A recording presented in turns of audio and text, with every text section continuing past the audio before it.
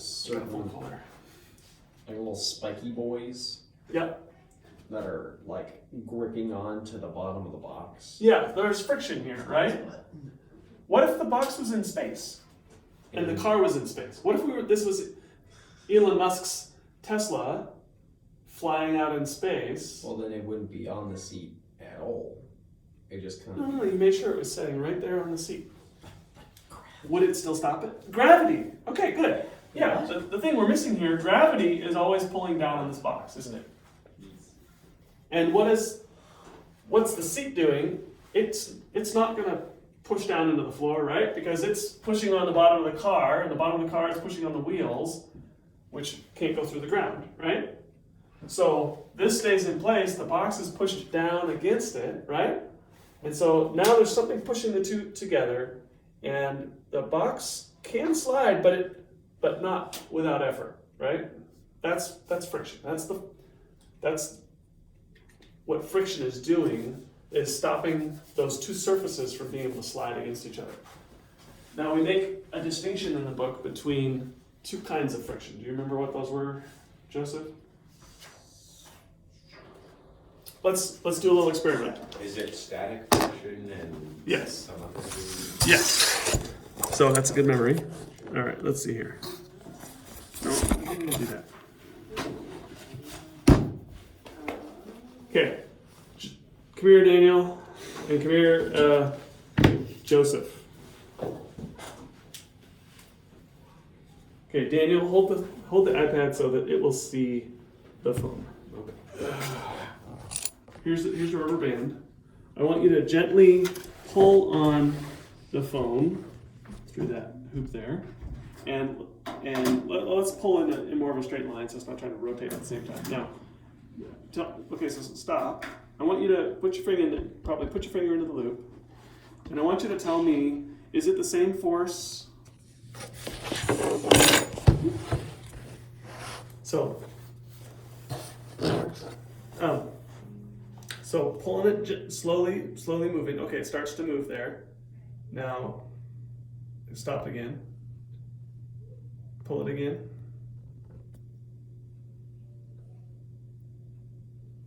So it keeps moving, but then it stops. Do you notice that? Mm-hmm. So you pull it, you get it going, then you stop, and then it moves for a while. Is all of this gone? All the tension? No, it's not all gone. But it's less tension than it took for you to get it going, isn't it? Yeah.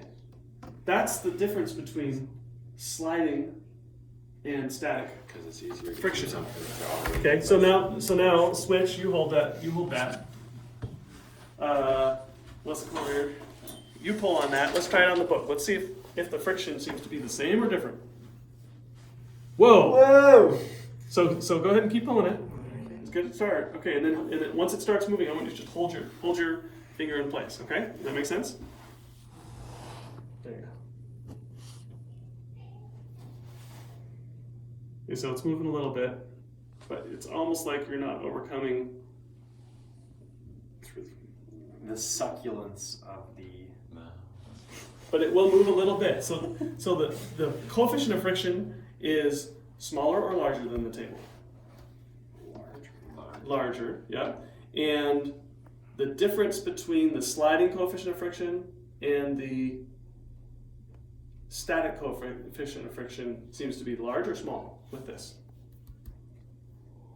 In other words, see, if you start pulling it, okay, there it started moving, and I'm just going to hold it there. You'll see how it made a little jerk. Did you see that? Yeah.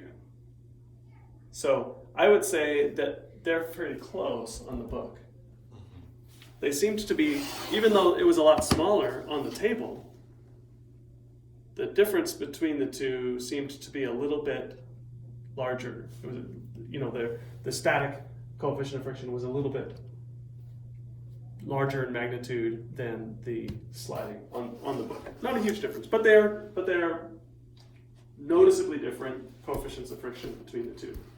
And depending on the materials you're talking about and the surface finish of the materials and so forth, those will change significantly. And that's why driving on a wet road is different than driving on a dry road, right? You've changed the surface conditions. Okay, thank you, that's good. Does that help you picture the two? Now, here's the question for you. What drives... Oh, that's what I was using these for, that's right. Need something with a flexible angle on it. My other case doesn't. All right, there we go. Sorry, just I'm gonna get seasick.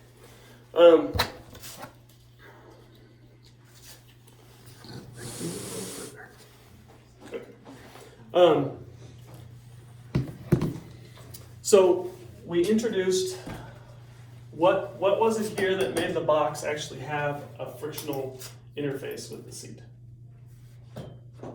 Like gravity, right? And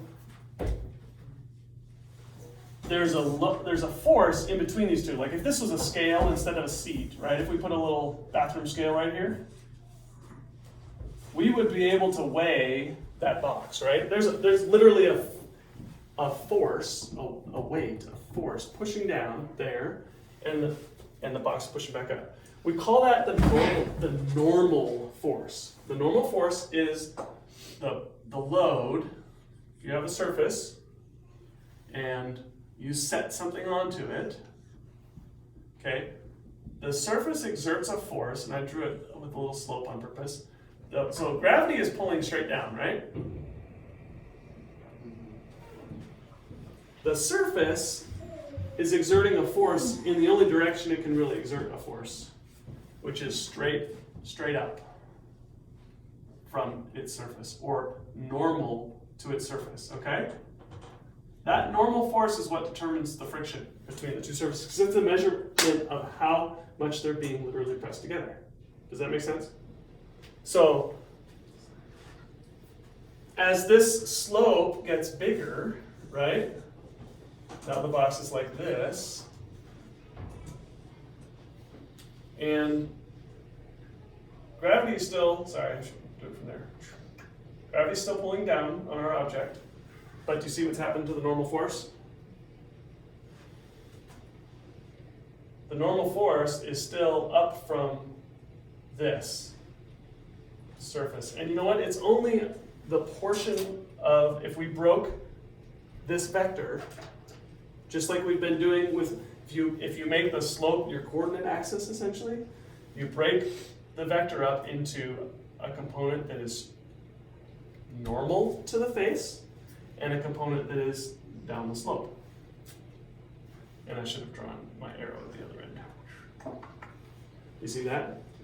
So this is the portion that is reacted by the surface of the book, or the slope, the ramp, whatever that is, right? And this is the portion that's driving the thing down a slope. So when I set my phone on a slope, and then I move it slowly,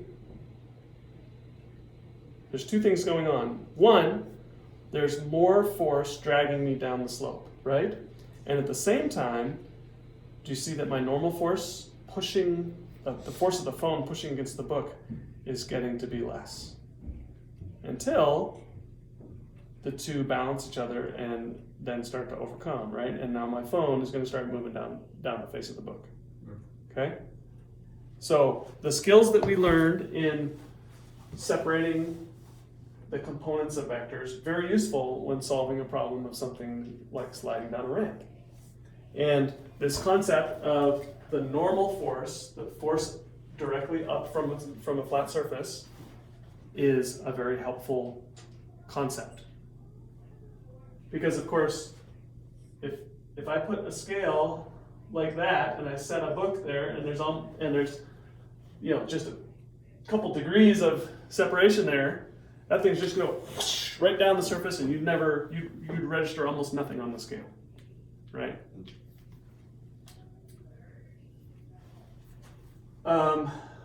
Let's see.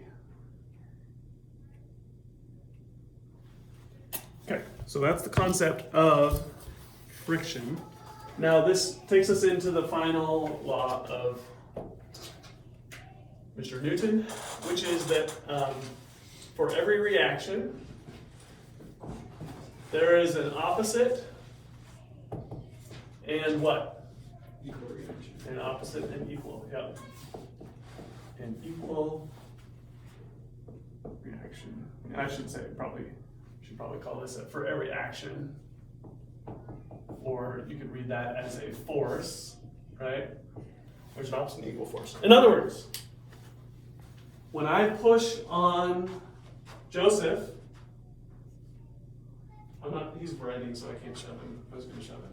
You're all writing. You protected yourselves. That was so smart, taking notes. Right, if I push on Joseph with, let's say, 100 pounds of force, I'm pushing really hard, he experiences a push of 100 pounds, so do I, right? And the only way that he accelerates away from me, is if I'm heavier than him, or if I was moving with more velocity than him, right? That's why when I'm standing still and someone runs into me, I'm the one that goes flying, not them. Because they were already flying. Because they were flying, they transferred a bunch of that energy over to you, right? In an opposite and equal reaction interface. I think, personally, a really good way to illustrate this would be playing billiards. But that's just me. When we do momentum and inelastic and elastic collisions, billiards. That would be good. Definitely good time for pool. Okay.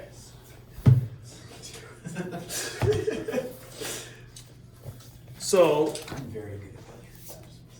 are these all Josiah's books here, except for? Yeah, they are. Set that there so I can't forget it. And look at your book here.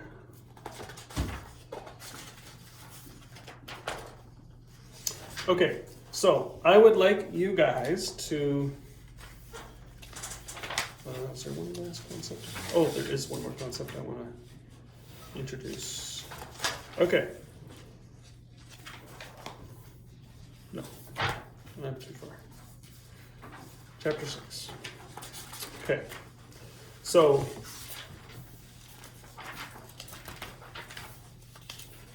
I would like you guys to do the on your own problems that remain. So that would be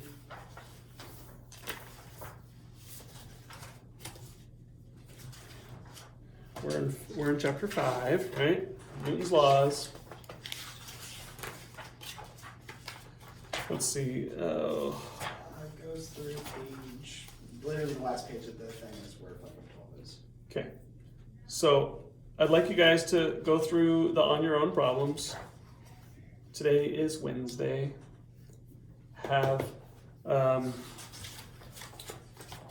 Do those and then look over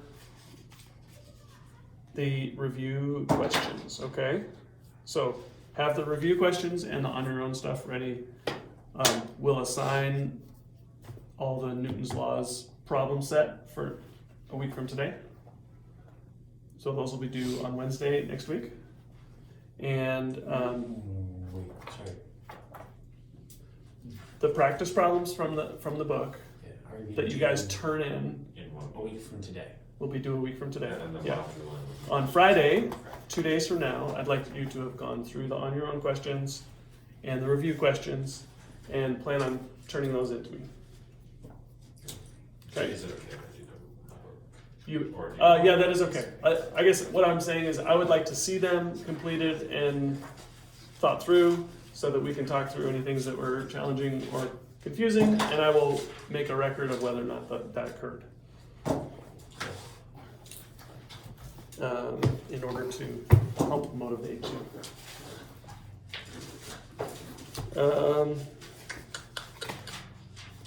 Okay, that's all I have right now. Any questions? No.